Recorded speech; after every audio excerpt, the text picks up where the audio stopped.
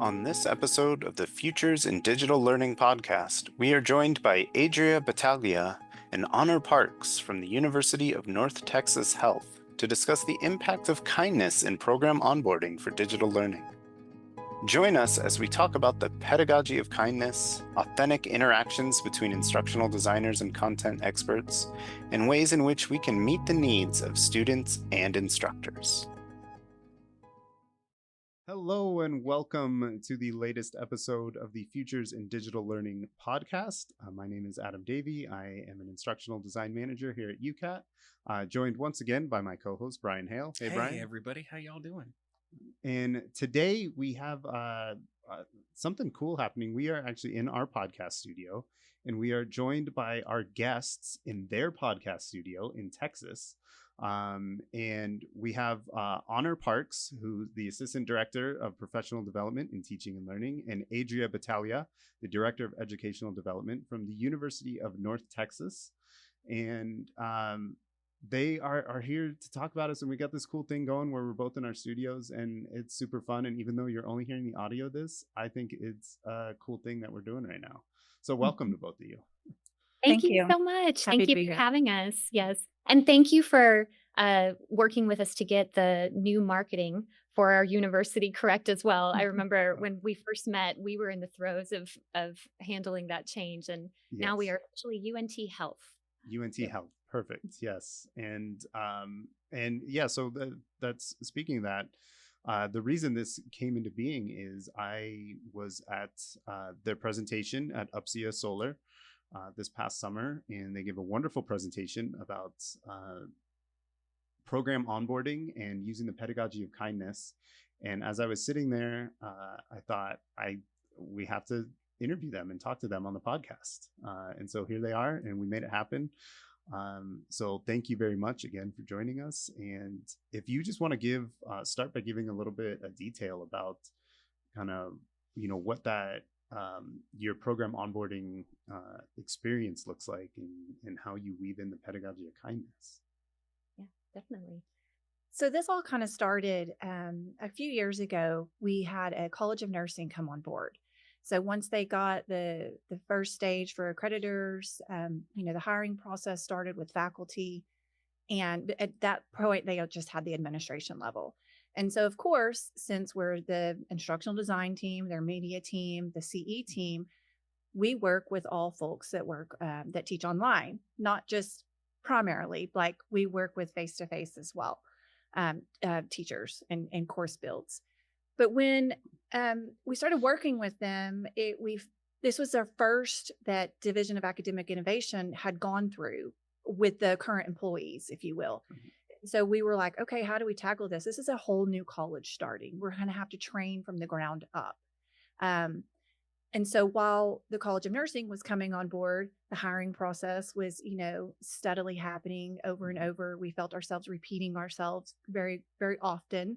And then we had also transitions in our own division, in our educational development. We had a leadership change. And so we went from one leader, and then, they got promoted, and then Adria stepped into the position. And so it was like, how do we manage all of these moving parts at once? And so that really kind of cracked the case open of, how are we going to tackle this? Because it really was kind of so many moving parts that we had to get some organization around it. Like we had new programs would start and we would bring them on. There was things that were happening. We could do it. It was like, oh, that's cool. This college is starting a new program, a new degree program. Great, wonderful. Let's meet with them. Let's get on track. Let's start building courses. But this really kind of threw us off our track quite a bit. And then the pedagogy of kindness really is Adria's brainchild. So I'm going to pass that on to her. Yeah. Well, and also just to kind of piggyback off of what Honor was saying, I think too, change is a good opportunity to reassess, right? Mm-hmm. And think about what's working, what's not working. Like who are we serving now? Our Division of Academic Innovation has 3 teams. And so we're one of those 3 teams. Mm-hmm. And the support that we provide at the university is instructional design, media education, and also continuing education and professional development. And so, like Honor said, when we got to this point where we had an opportunity before us to think about how to tackle something new, it was a lot of fun to start to get creative and just throw ideas at the wall and think about if we like, who's stopping us? Like, let's try. What if we said, you are going to come to an all-day workshop? Will they come? Yeah. How do we make that space, how do we make that space really engaging for them? How do we also make sure that it's not a one-time thing, but that we're building community? And that's kind of where we started to look towards the pedagogy of kindness. Our colleague, Dr. Jachi Yu, had interacted with Dr. Catherine Denial earlier on and found out about some of the work that she was doing. And she had brought that back and said, there's a book coming, there's a book coming. So we were all on pins and needles for pedagogy of kindness. And when it came out, it just resonated with our own teaching philosophies. I think it gave us a framework and a language to think about the kind of work that we were doing and the kind of work we wanted to be doing. And so it made sense for us to start to think about what that looked like if we were talking about our SMEs and our faculty as our learners, right? Like that pedagogy of kindness, like getting them to understand that they're learners as well. And I know this isn't new or revolutionary, but I think one of the things that we really liked about Denial's work is that in chapter 1, she talks about this notion of like stretching the concept of mutual aid. And that was so beautiful and spoke to us so much that we started thinking about her idea of, we're just trying to dismantle isolation. And I feel like for many of us that came to instructional design or that came to educational development, many of us came from full-time faculty positions or other positions within the university structure. I came from a full-time faculty position before, and we've witnessed it. So in other words, we've either witnessed other people going through it or we've gone through it ourselves, that notion of isolation, right? And so onboarding became a chance to start the change in the narrative early around, you're not in this by yourself. And not only do you have a team of instructional designers and a division that has all these resources and support for you, but this is ongoing. This is not a just welcome to the university or welcome to this new program and then best of luck, call us if you need us. This is about forming a community amongst yourselves and also among the rest of the university and with us. And so that's that initial, I think, approach for us with thinking about onboarding in relationship to that pedagogy of kindness narrative that Denial so beautifully weaves. That's really cool. And so it sounds like you're kind of trying to build like a community within the faculty as well. And so I'm curious, like how does the faculty respond to that? Like what has been their reaction? Well, when we changed our approach based on the kindness, we flipped the script of like, this isn't a college. These are people. These are human beings, and they are the pathway to our learners. And we truly do need to be partners, and we need to put ourselves in their shoes as individuals instead of just college that we service. And so the faculty, it was so funny. The College of Nursing, kind of when we initiated that change in our approach with them, it was like we handed them the lotto tickets that were winning numbers. True. You could not imagine the joy, because building a school from the ground up is a ton of work for every person on the team. It doesn't matter if you're staff support or you're the dean. It's an immense amount of work. We came in with this different approach. They were just like, you are absolutely saving the day. Which opened it up to where the trust channel was then built. And so then our IDs were empowered. Our instructional designers were empowered. The faculty was empowered. And as they were onboarding people, it was nice to have the existing faculty then transition that conversation to the new hired faculty of, hey, this is the dream team. Wait till you get to work with the instructional designers over there at DAI. So, do you remember at the very first College of Nursing workshop, and I can't remember the faculty member who said it, but we should totally find that out so we can give them a shout out. But they exclaimed out loud during the workshop. They said, "The struggle is finally over." I think it had to be Darla Grubin. You think it was Darla? I think it must have been Darla, or maybe Cody Bruce. But I think, and like, we don't want to sugarcoat it. I mean, I think like it's kind of like the first day of class. If you have the right energy and you've got the right language and, you know, in terms of like warm, welcoming language, and you have content that looks engaging, then yeah, everybody's going to be like, this is amazing.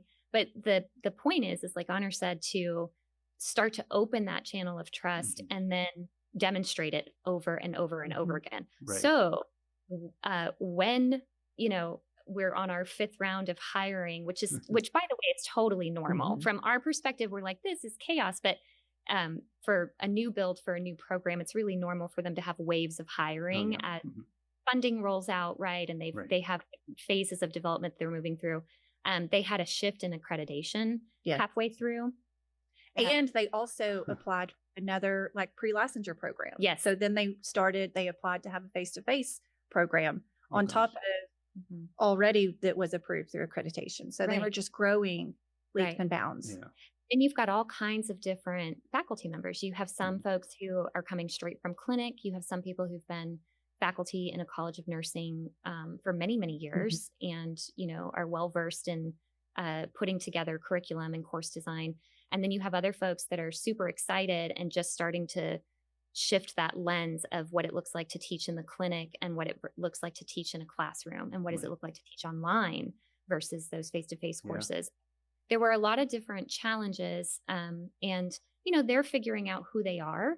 They're figuring out, which is, you know, hopefully like everyone in the world, but especially like the exact same people going through their classroom. People are figuring out who they are and they're carrying with them previous experiences. They're carrying with them, you know, all the pressures that they're under to launch this new program within a certain time frame and meet certain numbers that they've agreed to. And it's a lot. It's intense. And so I think the area that I am most proud of our team for in terms of trying to model out what we think this pedagogy of kindness looks like with faculty is, I think of really distinct moments when things weren't going as well as people may have wanted them to. And those are the moments where instead of saying, well, call us when you figure it out, it's hopping on a call, like a virtual call, or going over to an office or meeting for lunch on campus and talking about what's working, what's not working, what's the need, and making space for them to be, as Honor said, people and not just a project that we need to accomplish in division. So I'm curious how it works with your instructional design team. So a little background on our team: we get courses that come to us typically from Arizona Online, which is the main online branch of our university. And those courses are assigned to instructional designers, and they work one-on-one with the faculty for a specific development timeline. So even though like we have a team, the faculty are really just working with primarily just one instructional designer typically. And then we have other things that we do. We can have consultations where anybody can come in and talk to an ID and things of that sort. But I'm curious what your structure is like, if it's similar, if it's different. Yeah, it's similar. We're very fortunate. We have a distance education committee here that we partner with. They kind of lead the charge on our online course development, and so we have a process. You know, when colleges want to start a course that they're going to teach online, they send a note to, I say a note, we call it the approval to develop form, and that's passed down to our team, and we meet with the faculty, understand what they're doing, and if it's part of an existing program, it's pretty smooth process, and an ID gets assigned, and they work one-on-one. Occasionally, there's 2 IDs depending on the depth and breadth of the job.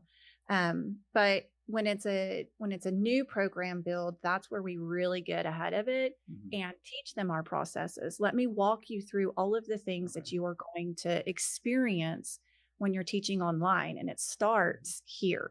And this is, we back up the timeline, right? So we give them a very explicit timeline and try to help structure their what they're doing with their program builds on their administrative side, and then goals to what's the start date of the course. And so it primarily looks pretty similar. The same steps happen. We don't have an ID tied to specific colleges. It is on a voluntary basis at first. Like, hey, we have 3 physical therapy courses that are going online January 1. Which IDs want them? And so it's an offer up.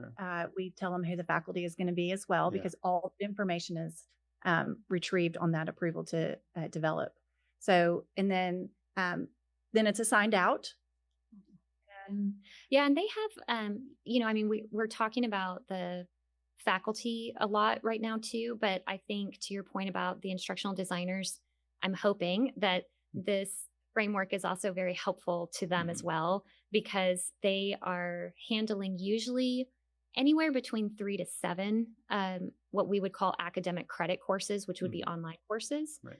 And then they additionally have what we call instructional design other projects, which are projects that come in from across campus. Like maybe somebody wants to add a storyline to their course, or someone wants to talk about engagement, or somebody wants to design some kind of special project for a function or an event that they're doing with their students around campus. And then we also work on micro credentials and short courses. And then they also are usually very involved in professional development, both supporting the work that we do here, but also out in the field, right? So presenting at conferences, working on certifications. I mean, they're just a dynamite group. And with that, just like the faculty who are dynamite, right? There's a lot of pressure, and there's shifting priorities and changes, unexpected, unforeseen changes. But I feel like the way that the universe set us up with the chaos of changes at the beginning kind of opened us up to letting go a little bit of some of the preconceived notions that we had about how things probably needed to work, and just allowed us to be in a space where we could listen both to like the deans and the faculty and what their needs were and what their vision was, and to our own team about, you guys have been doing this work for a really long time. What would make it better? And could we pilot doing a working session and working group sessions with faculty? So sometimes when we're spread really thin, could we all get together in a room for an hour once a month and work with a group of faculty in that way, as opposed to just the one-on-ones, right? To provide that extra support. So it just meant starting to get a little bit flexible and creative, and be willing to try stuff that sometimes didn't work and other times worked really well, and has now influenced how we approach offering options to other new programs around campus, right? And I think that's important too. It's like, we're not trying to create a model of this is what this is always going to look like, outside of, it's going to be organic and it's going to be people-centered and human-centered, and it's going to probably have a bunch of challenges that we haven't thought through yet, because in higher ed, it's always new. Like there's always something new that's being tossed at you, Adria, this kind of goes back to whenever we initially started with the College of Nursing, and we started that trust line and building those relationships, which has trickled into our team as well. I think so. And for them to have that same amount of flexibility working with whomever they're working with, they've already known that the relationship has been established, and they can build on top of that, even with the swift changes. And that goes for both parties, for the faculty or the SMEs, I should say, because they're not always faculty here. And our instructional design team. They're pretty dynamite, I would say.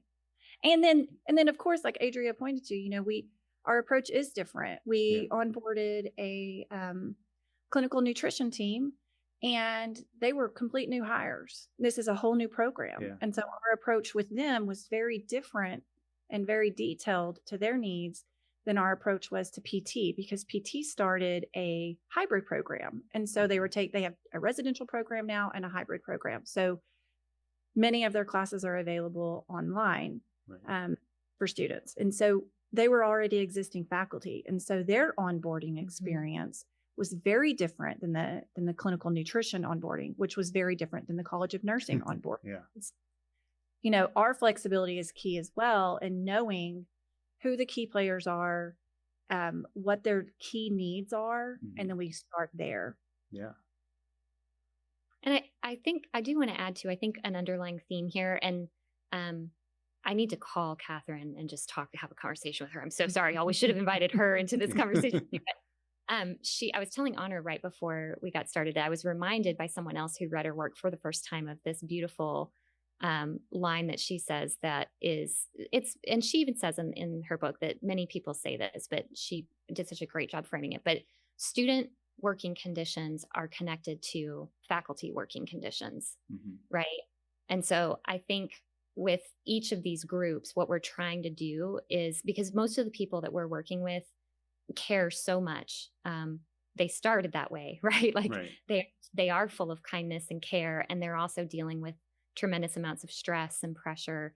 And so I think that helping them, I don't want to be so bold as to say that we're helping them learn how to navigate that, but to an extent, we're providing guidance on different ways to navigate it than maybe they've experienced before, either at other institutions or if they haven't been in the higher ed and industrial complex yet, welcome. And here are some of the things that you will be experiencing. And so we can serve as guides in that way, because the goal here is to help model out, right? Like when you're dealing with things outside of your control, and when your plate is too full, and when your priorities have to shift, like how do you take care of yourself in that moment? And then how do you lean into community in that moment as well? What does that look like? And then of course the idea, and I think this is probably Catherine's point with her book too, right, is to get others to, if you're doing that yourself, then you're able to model that out in your classroom. And that's that connection between the student conditions and teacher, educator working conditions. And our university is also going through some changes that we don't know yet about around faculty workload conversations. And I know these are very common across campuses. They're getting adjusted all the time. And it's needed. It's desperately needed, right? And so we're also dealing with folks that are working with systems that might have just a lot of extra pressure already built into them. And I know that there are good folks trying to do differently, but we still have to survive in the systems that we are currently operating in as well. And so how can we provide support while also encouraging them to continue trying to do some of that structural change as well? I love that you talked about kind of that trickle down, process of, if you're going to treat the faculty during this process as human and realize, that they're people behind their job title and what they do, and then that's going to trickle down to how then they treat their students and how their course operates as well, and have that humanistic approach to everything. I think that's really great, and I think something, and Brian can maybe chime in on this too, because we've started kind of this new process as well, where our online department is asking for more in their course builds across all courses that get developed online, and so we have to then communicate that to the instructors and pass that down, and kind of, it's different, right? It's, like you said, you talked about, there's always changes, there's new things, and so now we get a lot of repeat faculty as well. So they're used to one thing, and now, okay, well, we have to change a few things a little bit and talk about that. But I think having that more kind of human-centered approach might soften the blow a little bit, well, so to speak. That's a great thing you bring up. I just this week met with one of the new instructors that I'm working with on their course. They inherited it from somebody. And so when you inherit a course, I think there's the mindset of, this was someone else's golden egg. I need to care for it a certain way, and I need to present it the way they were wanting to present it. And sometimes working with an instructor, getting them to open up and asking just simple questions of, is this course what you would want. This is your course now. You don't have to, you can, it's lovely. It's a very nice thing to present it the way somebody else was, but this is your course. You can do what you want to with this course. So if it's not laid out the way you want it to, if it doesn't have engaging activities in it and things like that, let's think about a conference you went to and that presenter that you really connected with, and you think, oh, I wish I could do that in my course. Well, let's make it happen. Let's figure out a way to do that. But I work with the College of Public Health and the College of Medicine, and those instructors, thanks to the pandemic we had a couple of years ago, some of them, they don't have any time to work on their courses, and so there were a couple of them that they come, they teach their class, and then they go to their day job and at whatever hospital or doctor's office they work at, and then they get home at 11 o'clock at night. That's the only time they have to work on their course. So one thing I did was I sort of shifted my schedule. If you only have from 11 to 1 to work on, well, then let's do a Zoom meeting at 11:30. Grab your food and get ready, and we'll go do whatever. So I think showing the instructors a little bit of kindness, and also allowing the instructors to know that it's okay to do something new, and it might not work great the first time, but that's okay, because we're gonna keep continual improvement. It's allowing that space to let them know it's not the end of the world if it doesn't work out great the first time, because we're gonna see it again, and we're gonna be able to make changes. And don't be so hard on yourself if it's not going to work out great. I think implementing kindness in the online environment is very difficult, because this course I saw this week, there is so much reading. There is so much face in the computer doing something that is not interacting with other people.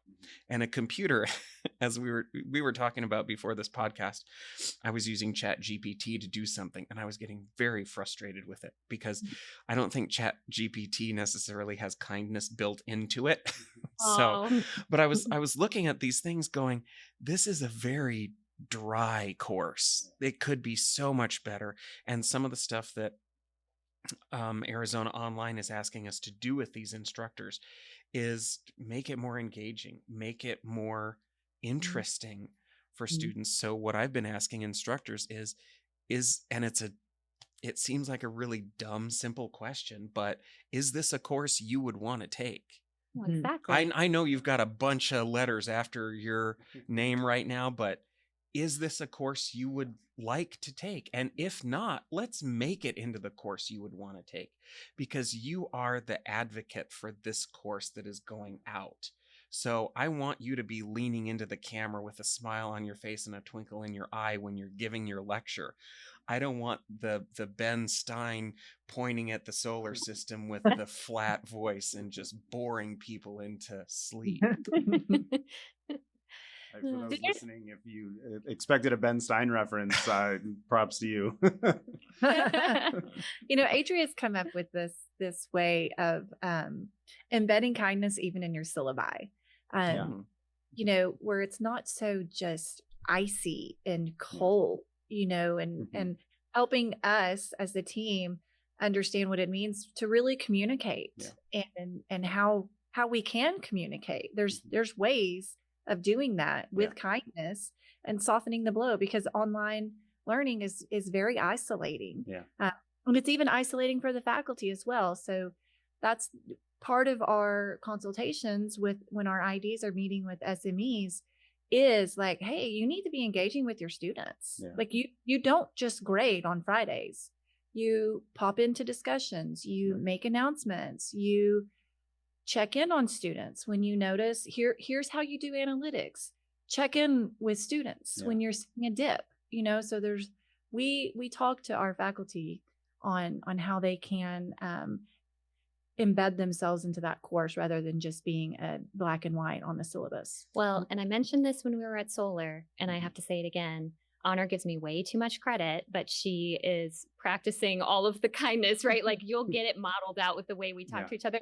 But I will say the syllabus stuff is, like Tulane University has this Tulane Tulane accessible syllabus website that is just a dreamy website because it goes over that cold versus warm language and gives you some research around it. It talks about images. It talks about framing policies.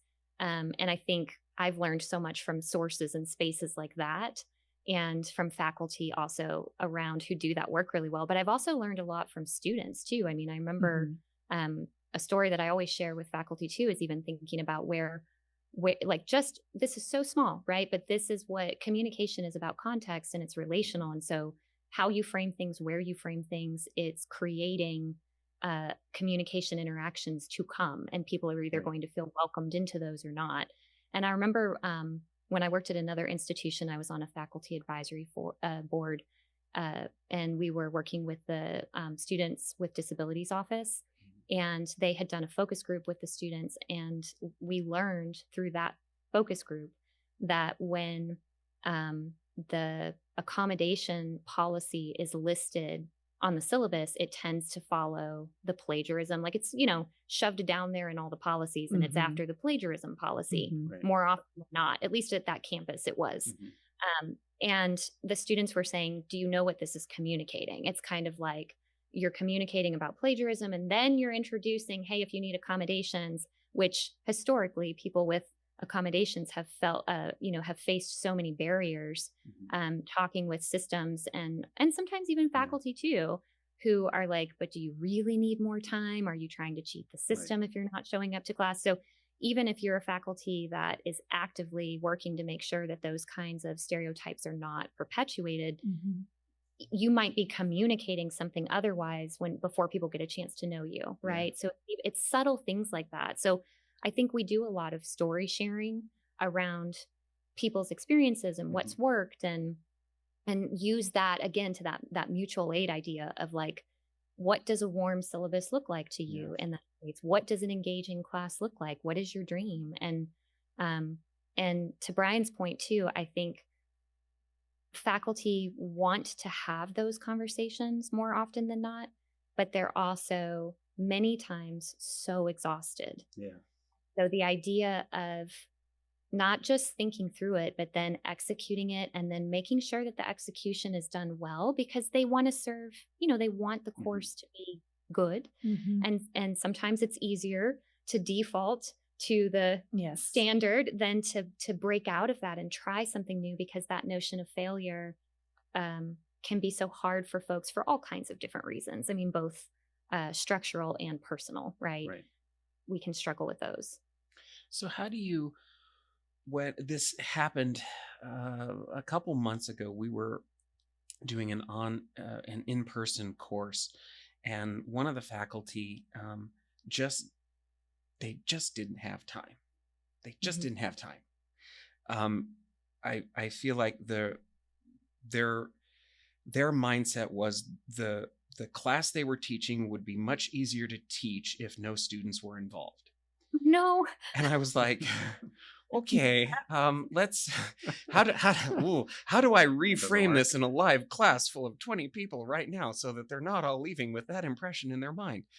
How do you, and have you encountered any faculty that have that same sort of mindset, and how do you get them over that speed bump into realizing that, they don't have to necessarily be the energetic guy selling the product at the county fair, jumping on tables and waving towels above their head to get people to come to their booth and buy their product, but that you can still put kindness and engagement with the instructor into your course, and personality. Yeah, that's a big one. Have you come across that?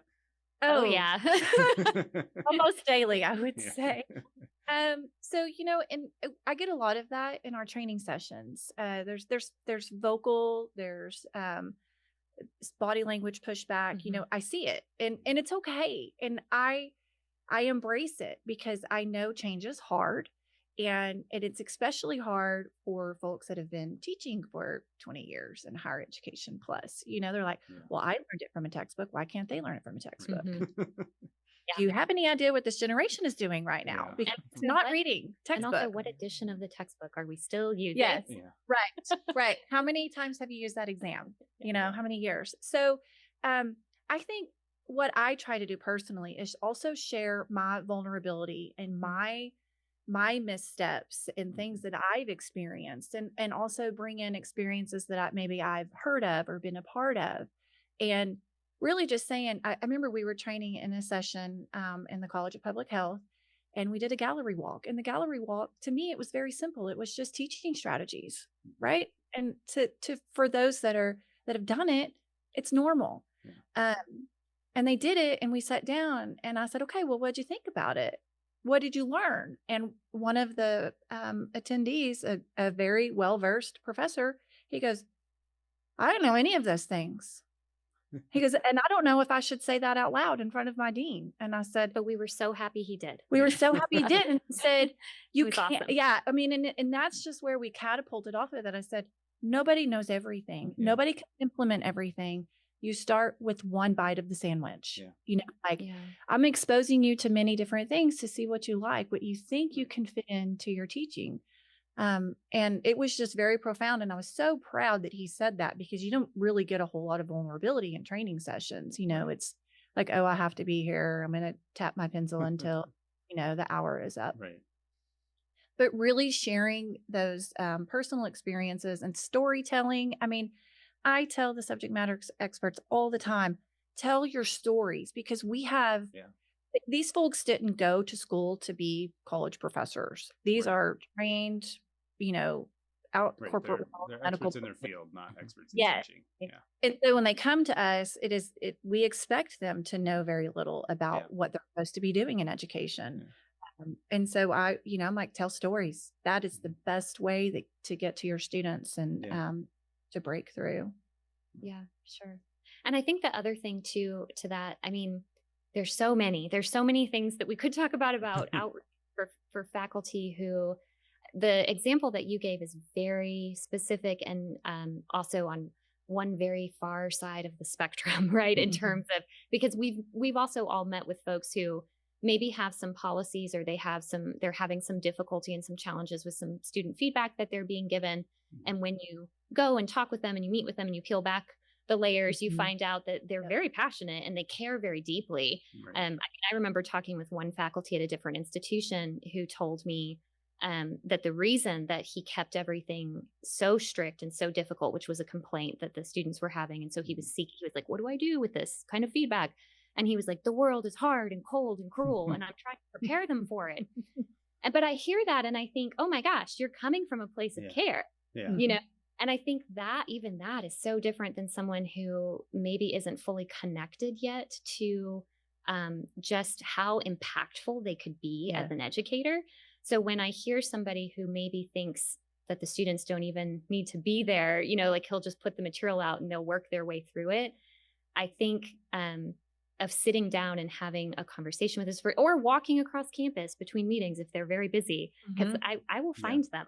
I will find you and chat to you as we're walking, or have coffee, or stop by your office. But having conversations around, like, what is your goal for your students, right? If your goal is that they are going to become better at their field, then let's take some steps back and think about the data that we have in front of us.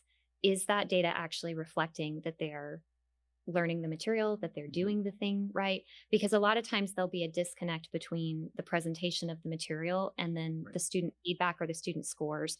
And that's not where I would prefer to start. But I think sometimes for folks that don't quite see that connection yet, like showing them that they're not having the impact that they would like to have, or that they at minimum should be having, is a nice way to start. And then you can have conversations around potentially like very personal and vulnerable pain points. Because I think a lot of times some of the folks that are hesitant to connect in with students are worried about things like how they appear on camera, Or what if I fail? What if I fail? Or, well, I hear you when you say, I mean, we've heard this. I hear you when you say share a story about who I am on the instructor introduction page. What a concept.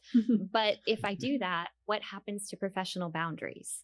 If they know too much about, so there's always a little bit fear or hesitancy or anxiety about something that's either how they're presenting or how they're assumed that they're going to be viewed. Right. And so then it becomes conversations around modeling vulnerability and what does that look like? And like, hey, you don't have to suddenly have a video of you in every module where you're like, this weekend but what does this look like? And I think that's where this program onboarding that we're doing now, when we talked about like starting and building that trust, it's trying to create that kind of community where people feel like they can ask these questions or they can say these things that maybe they would be embarrassed about otherwise, and then providing the wraparound support. Right. And that, that when we talked about how program onboarding is not just this one-time show on one day, it's the same that we would want them to do with their students. Like, we're going to follow up. We're going to send resources. We are going to give them, I've lost count of how many wonderful things you're doing, Honor, but I feel like maybe 7 to 10 different workshop series that you can join to learn about specific things. So if you have a particular pain point, come to the Ed Tech and teaching series. If you're wanting to learn about Canvas Clinic, this is your space. If you want to be a part of the Academy of Health Science Educators and hear from other faculty about what they've piloted in their classrooms, come to this space, right? So it's really about creating that right infrastructure to continue the community, and then being willing to have these on-demand kind of workshops, on-demand kind of workshops and consultations as well, right? And I know that's I didn't wave a wand. I'm sorry, Brian. I didn't like, here's how you can talk with him specifically. Well, no, it's nice hearing, what I love about these podcasts and being in our podcast room and seeing you both in the same spaces, it's nice because there are other people that do the same thing we do. Yeah. And just being able to go, oh, we're not in our own little bubble doing this really cool thing over here. There's other people that are doing it too. It's great to hear. And I know there is no magic wand as much as I want there to be one. But we were able to work with that instructor and say, you don't need to be the hype man for your course, but you need to be available to your students, and what is going to work with your personality, and how much are you willing to be available to your students so that they can get what they need from this course to move forward to the next course or go out in the professional world and things like that. So it's gratifying to hear that, because I think we do a lot of kindness here with what we do as instructional designers. And I think that's one reason you want to work with an instructional designer is you're the subject matter expert. We are the creatives that are going to the world. I like to say the world is your oyster, unless you don't like oysters, then it's your cotton candy or whatever. But what you had said earlier, take one bite of the sandwich. Everybody's sandwich is different, but you've got to start somewhere. So take that one bite and then go from there. And it's showing the personality, but still being able to have that professional boundary, I think is a great point. That's something I think instructors struggle with a lot, especially in the healthcare world. Yeah. Because once you go into a doctor's office or a hospital setting, what you find in the healthcare world is those people become family. Like they take care of each other and they're very supportive of each other. And so sometimes that professional boundary can get crossed. Yeah. I think it gets crossed in a good way because it's in a supportive, caring way in the healthcare industry. Whereas in other industries, it might be a little more cutthroat or ladder climbing or, what have you. But it's so gratifying to hear kindness happening elsewhere. I just love this idea that this theme that has kept coming up today, the idea of community. and how you're really striving to build community. And I think that's something that maybe we can take and learn from you all too, is how are we building that instructor community ourselves, and providing those opportunities for them to share with each other and to learn from one another, and to kind of keep building. And I think there's little things that we're starting to do, and create some workshop series that you all referenced as well. And I'll probably pick your brains maybe offline after this and see kind of what you're doing and how you're doing it, to see what works and doesn't. But I just love that idea of community, because we talk about building community in our courses. But again, like you said, like, how are we modeling that with our instructors as well? And I think that can be very powerful, and that can translate into the courses that they develop. It is. And our IDs have a standard practice as well. They're like, well, have you thought about doing XYZ with this content? Yeah. And let me show you what a colleague of yours did. Yeah. And we'll bring in examples, and because they don't always talk, they don't always know what each other is doing in their courses. And so we'll show them exemplars of folks in their same college, or even in their same program, their graduate program. So we like to demonstrate that a lot as well, and celebrate what other instructors are doing. Like, we're like, everybody get on this train with us, because we're going, we're going to get you going in the right direction. Yeah. And I think too, so first off, by the way, y'all are definitely stretching and creating mutual aid and community with your podcast and the conversation. Thank you. So we are also taking lessons from you. So thank you for all of the work that you're doing. And the other thing I was going to say too about this theme that we're looking at today is, I know we've touched on the instructional designers, but I just want to reiterate, like, they're also part of the community, right? And so making sure that a team has the resources, support, and space to practice these things, to talk these things out, to address concerns that they might have is also really important, right? Because again, it's just like your faculty or your students in your classroom. The people that you work with are also coming with so much different kinds of experience. And both like the experience you put on the resume, and also the experience you get from carrying your life forward. And so being able to have, like, we've had workshops on communicating boundaries, and we've had times where we've hung out together just to celebrate and reflect. And we've had nobody likes when I call it this, because everybody thinks it's very formal, but we have very informal after action reviews, very informal. Nothing scary is going to happen. But, just to kind of figure out what were the pain points, what didn't, like, what were some unintended consequences of some of these things. And so doing that and creating that space then means that when they're in a one-on-one consultation, they feel like it's okay for them to be themselves as well, right? With the faculty, and to say, oh, hey, actually, I would love to do that, but let's maybe save that for the next iteration of the course, as opposed to trying to make all the dreams come true in the first iteration. So I just want to acknowledge that I think it takes intentionality amongst everybody to practice and talk about these things in their various groups, so that you can come together and have healthier conversations together as well, right? Because some people are more ready and open for that, and other people might feel, because they're carrying something from another space, they might feel like they can't fully share concerns that they have, or they can't say, hey, I didn't know any of these teaching strategies, or I don't know how to tell a faculty member no, or something like that, right? So I think that's important to acknowledge too, is that it actually does take some intentional space for training of teams to work that out together and decide what's comfortable, so that they can show up without, they don't have to be the hype man for kindness, to steal the phrase here, but they can start practicing and modeling it in small ways. And that, and it's going to be that domino effect, right? And we can't forget that we have to celebrate the IDs too. We have to pour into them as well. And that's and shown in various ways here. Of course, we celebrate every project that we complete.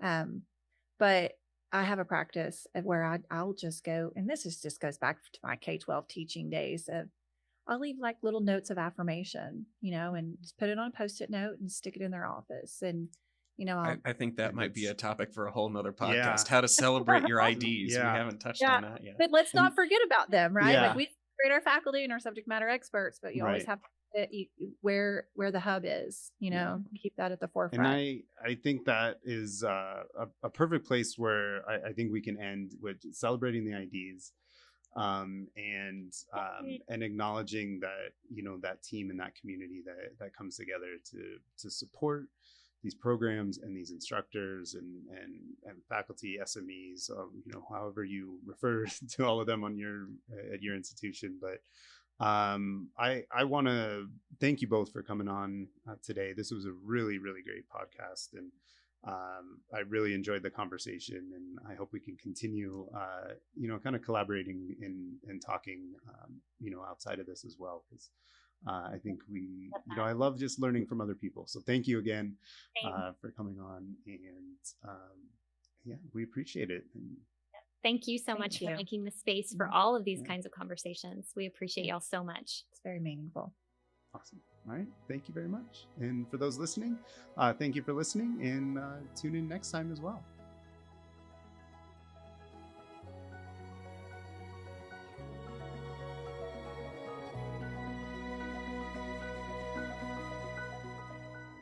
The Futures of Digital Learning podcast is a production of the University of Arizona University Center for Assessment, Teaching, and Technology.